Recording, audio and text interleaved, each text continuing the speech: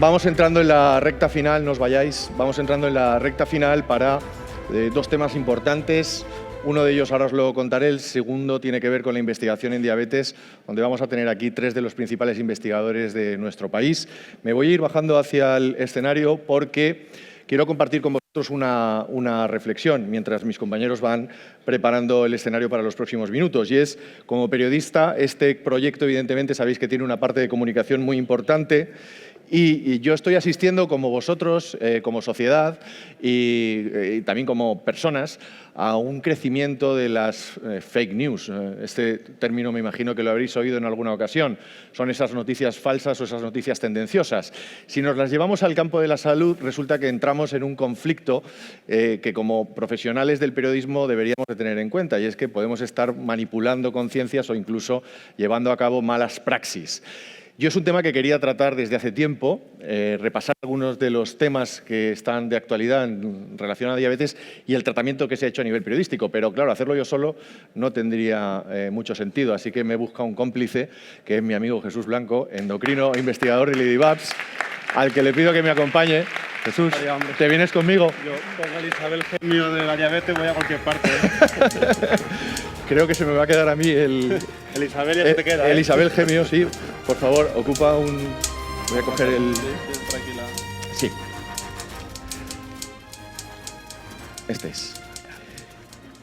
Pues... No sé si conocéis a Jesús. Jesús ya estuvo con nosotros en el Diabetes Experience Day de Barcelona, hablándonos de investigación. Jesús es investigador, aunque... Bueno, Jesús es endocrino. También es investigador en Ladybabs, pero desde hace... ¿Año y medio el blog? ¿Año y medio? El tiempo pasa rápido, ¿eh? Pasa muy rápido. Casi 2. Hace casi ya 2 años. Escribe un blog maravilloso que os recomiendo por si no lo conocéis en la página web de la Fundación Diabetes Cero, a la que le agradezco una vez más la labor en nombre, yo creo, de muchas personas que estáis haciendo.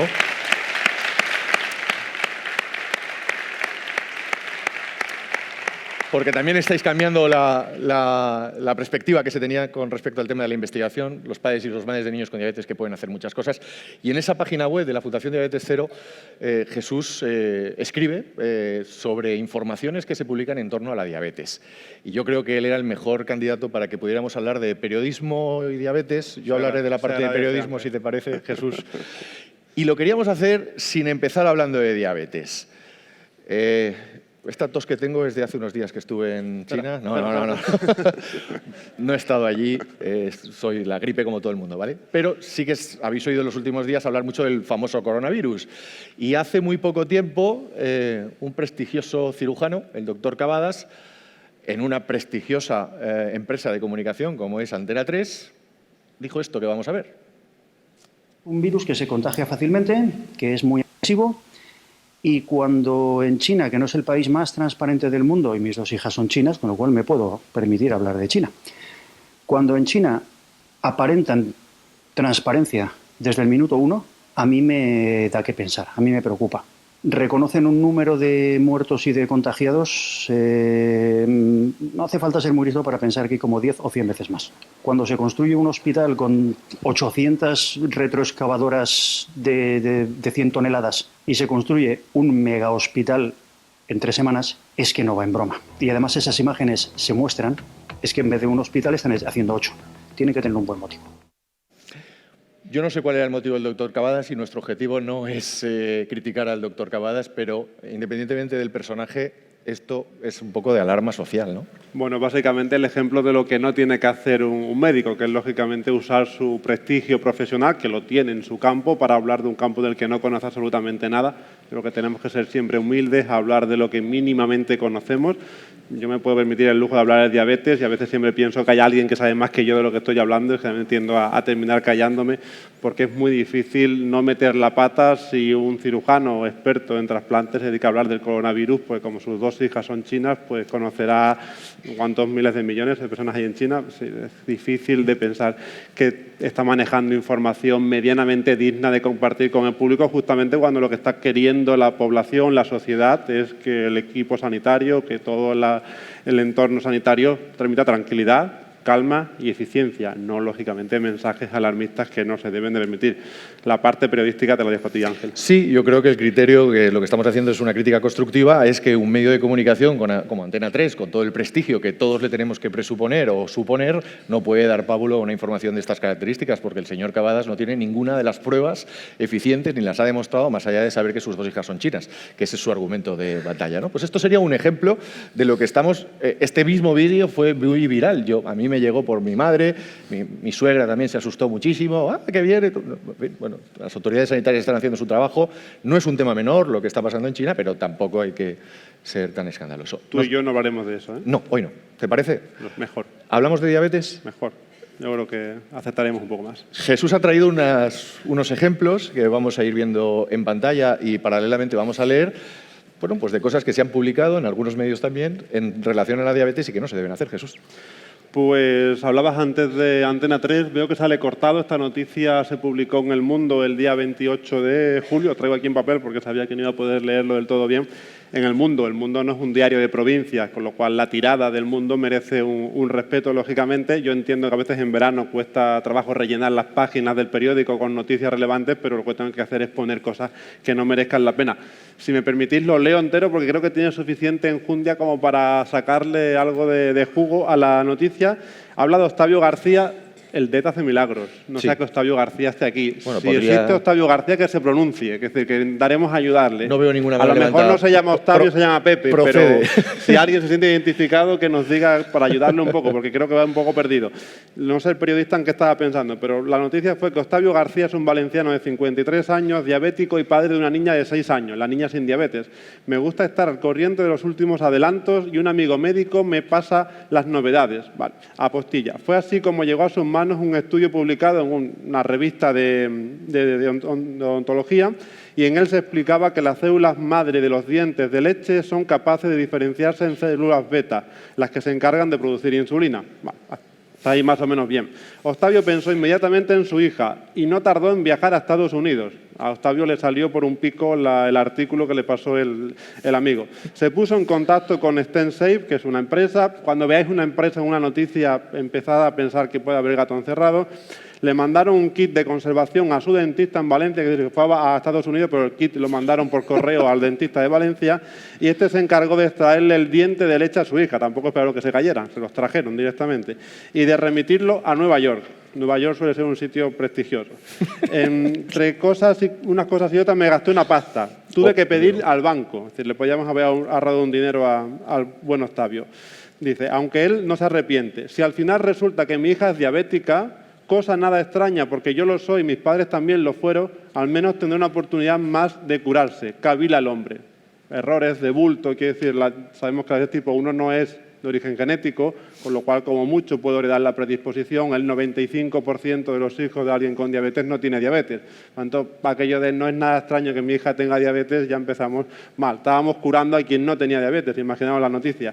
Su hija podría hacerse uso de esas propias células madres dentales para ayudar a crear la del páncreas que producen insulina. Cada año Octavio tendrá que pagar el equivalente a 700 euros al banco americano por conservar a 130 grados bajo cero la pulpa del diente de leche de su pequeña. ¿Qué es lo que no tenemos que contarle a la sociedad acerca de diabetes? Que no tienen que ir a Estados Unidos, que no tienen que gastarse 700 euros al año en conservar las células madres de la pulpa de diente de leche de su hija, que no tiene diabetes, para curarlo de una manera que no sabemos curar y que no llegará a ninguna parte. Es decir, justamente lo que no tenemos que hacer en periodismo. Lo comentamos, si queréis, durante el resto del tiempo que tengamos para terminar de sacarle punta. Pero pasamos a alguna cosa, digamos, un pelín más tangible, ¿verdad? Sí. Tenemos por aquí a Benoît Poitier, que luego nos hablará de investigación.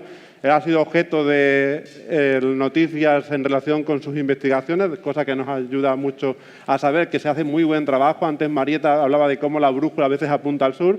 Su laboratorio también hizo, al menos que el año pasado, que salió toda la luz pública, la brújula volviese a apuntar al sur. Aquí en Sevilla, muy cerca, se investiga acerca de tratamientos potencialmente curables para la diabetes, pero el problema, si nos ponemos la siguiente diapo, por favor, es cómo se trata en los medios de comunicación. Leemos la noticia, el periódico, La Sexta, estamos hablando también de nuevo de grandes medios de comunicación con gran capacidad de llegar a la sociedad. Científicos españoles desarrollan el primer fármaco, no sabemos qué significa primer fármaco, con potencial para curar la diabetes tipo 1.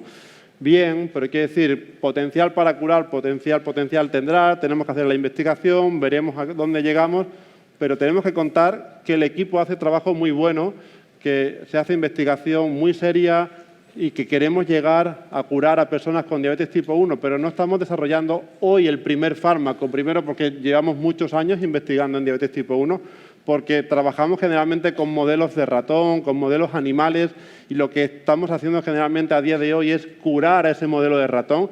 Ese modelo de ratón, para que os hagáis una idea, lo hemos curado ya 500 veces con 500 fármacos diferentes. Todavía no hemos encontrado el que realmente, cuando damos el salto humano, nos funciona. Por tanto, ya lo veréis luego cuando pongo la lista de consejos. Aquí, de hecho, lo tenéis señalado en las noticias.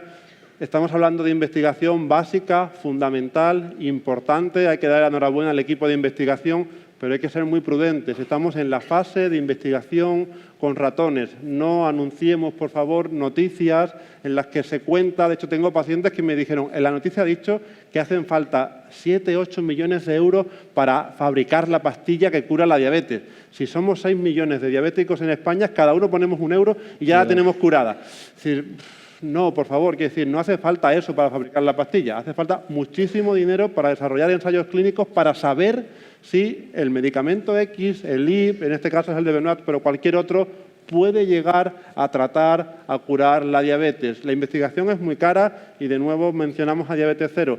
¿Qué tenemos que hacer? Ayudar con nuestro granito de arena. Si podemos colaborar recaudando dinero, hagámoslo, pero por favor, periodistas, estas noticias no nos ayudan porque al final será como el cuento del lobo. Tanto conté que venía y era mentira que cuando llegue no me lo creeré. Por tanto, no hagamos sensacionalismo con la ciencia. Divulguemos la ciencia, cosa importante, porque sobre todo la ciencia más básica, más translacional, suele quedar oculta en el laboratorio, casi nadie visibiliza ese tipo de trabajo. Es muy importante visibilizarlo, pero no con noticias que son absolutamente sensacionalistas. Y yo en esa línea, antes de ir a los consejos, lo que os diría es que cuando os encontréis con este tipo de informaciones en medios convencionales, de la importancia de los que estamos hablando, acudir a las fuentes oficiales. Es decir, hoy afortunadamente vivimos en la sociedad en la que cada uno o cada institución, cada organización, cada persona potencialmente es un medio de comunicación porque tiene unas redes sociales donde contar cosas o porque tiene unos canales digitales donde poder acceder. Mi consejo sería, como periodista, que si esa información os llama la atención,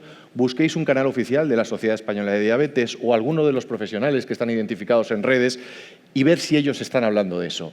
Si ellos están hablando de eso, darles credibilidad. Si no lo están haciendo, no se la deis. Sí, de hecho, justamente nuestro propósito con Diabetes Cero fue ese, es decir, no solo tenemos que hacer lo que quiere la Fundación, que es recaudar dinero para fomentar la investigación en diabetes, sino también visibilizar la investigación y hacerlo con inmediatez. El reto que tenemos es que cada vez que salga una noticia de este tipo, de las que suelen circular rápidamente por redes sociales o directamente salen en grandes medios de comunicación, no tenemos un margen muy corto, pero queremos que en 2, 3, 4 días esté al menos nuestra contrarréplica en el blog de la web, con lo cual siempre os animaré, cuando veáis tipo de noticias, a acudir al blog y seguramente en 3, 4 días podréis ver algún tipo de comentario acerca de ese tipo de noticias. Porque su objetivo no es conseguir miles de visitas ni audiencias millonarias, sino daros la mejor información en diabetes. Exactamente. Y ahí tendríamos cosas que suelen aparecer en nuestros consejos. La primera cuestión, y os cargáis, yo creo que 3/4 partes de las cosas que leéis, es ratón o humano.